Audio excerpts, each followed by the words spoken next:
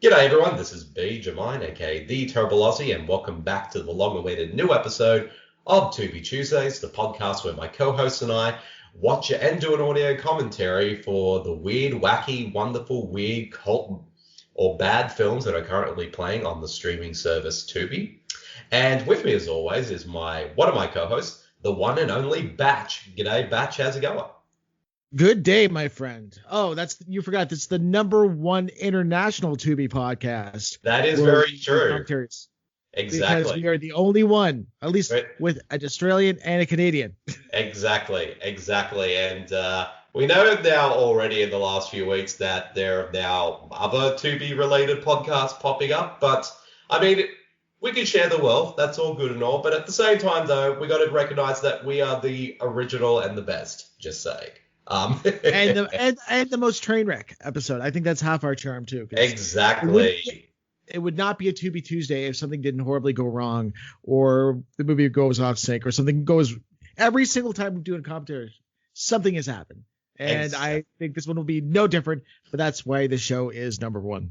And exactly right. And of course, before we get started, our co-host Marcy unfortunately couldn't be here to join us today, but she's with us in spirit, and she will be back on the next episode for sure. Mainly because it's her pick for the next episode, so she has to be there.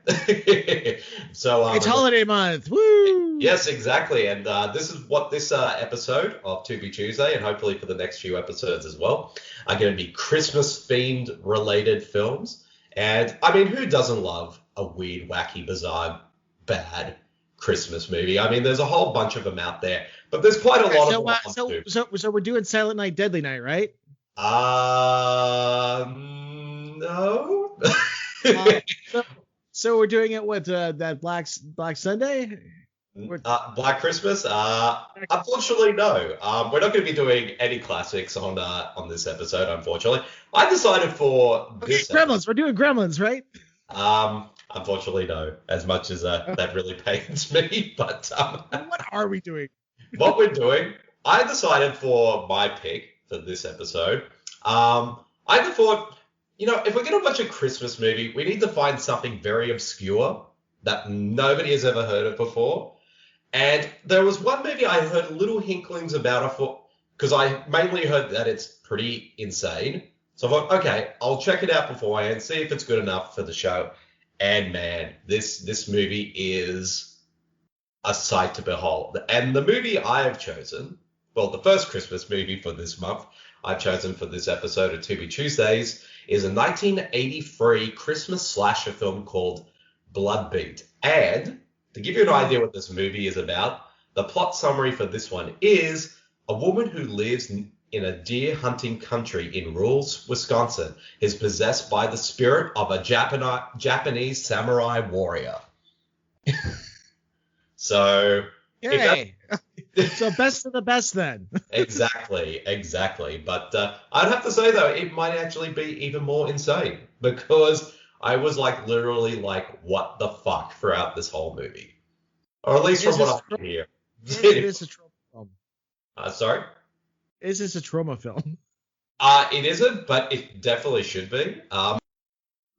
But we're going to definitely have a lot to discuss throughout this whole movie, and I've never heard of this film, so I'm going in completely blind. Exactly, and that's probably the best way to enjoy this movie is going in it without barely any knowledge of it of all, because even based on that synopsis, I was like, okay, I have at least have an idea, of what we're getting into, and I was watching it, I'm like, what the fuck is this?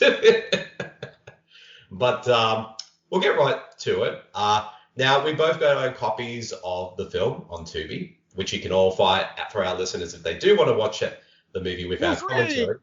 Yeah, for free, exactly. Just go to You get what you pay for. Exactly. And it is on both the Canadian and Australian versions of Tubi, so it makes it easier for our listeners to watch it. And so what we're going to do is going to start it from the very beginning. So at 00000, we're going to play the movie from there, so at least we'll be in sync. But if you have listened to our previous episodes of Tubi Tuesdays, you know that there is occasions throughout the movie that ads do play. And since we're watching it from two separate countries, they do tend to pop up at completely different times. So for our listeners, we will let you all know when those ads appear, so that way you can pause the film while you watch it, and once the ads are done, you can start the film back up. So these always tend to be a train wreck, but given the movie we're about to watch, I think that's very much in tune with it. But yeah, and also I'll count us down from 5, and then we play the movie when I say go. So, Batch, are you ready for the madness that is Bloodbeat? Yes. Alrighty, so we'll start counting down, and then we go when I say play. So, 5, 4, 3, 2, 1, play. So 80s right now. International Films Marketing Presente.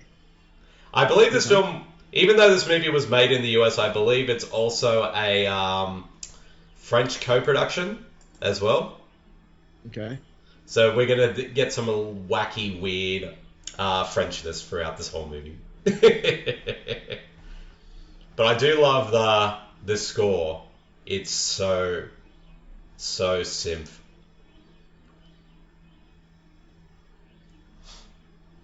That's the thing, though. Like, I'm a big fan of 80s slasher movies, and it wasn't until recently I even heard of this movie. And there's probably a good reason why for that is, but I should let our listeners know, through this movie, when I watched it for the first time the other week in prep for this episode, for some bizarre reason, even though this movie was recently restored into 4K by Vinegar Syndrome, for some reason the dialogue and the audio are really low at spots, particularly when characters are talking. So if you do watch this movie, probably best to have your subtitles on, because even half the time I'm like, what are these people talking about? I have no idea what's going on, and it made me even more confused. I want to say Andrei Fratos, the famous director. Yes.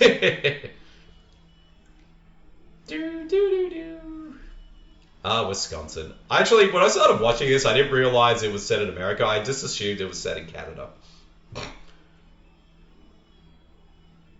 Could be filmed. This does look like Ontario. Yeah, well, that's the thing. When I saw the credits and the mixture of the landscape, I thought, oh, this might be a Canadian production, but then I found out it definitely is not. I know those pests. I know that wabbit is around here somewhere. Last time on Duck Dynasty. Well, it is Wisconsin, so they might have to start be careful, because they might run into like the wrong turn family out there. Yeah, Three Fingers watching them right now. Exactly. I do love that score. Just the wow. Mm-hmm. This is like the bah before Inception. Bomb.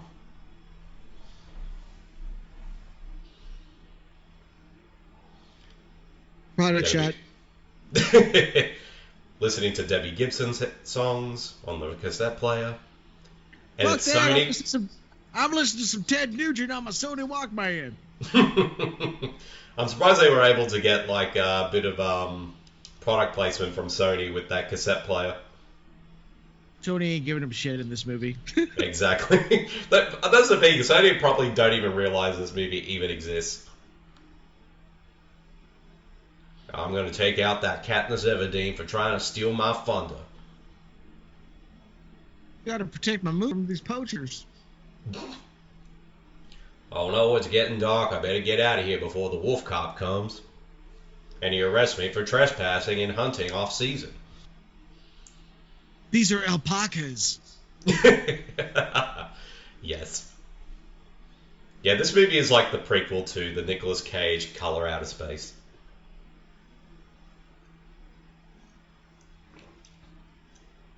Wow, that house looks like it is about to collapse at any moment. That's a luxury home, thank you.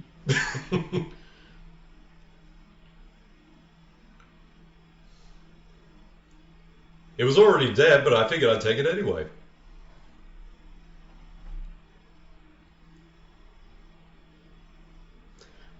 I know, but I just watched Bambi. I thought it was a pony. I love the, what is that? That's like a shore or something, is it? It's all like rainbow colored and everything. That's a party poncho. Here's where the real horror kicks in. They're out of coffee. Yep, let's get that 5-minute shot of them walking up to the house. And cut.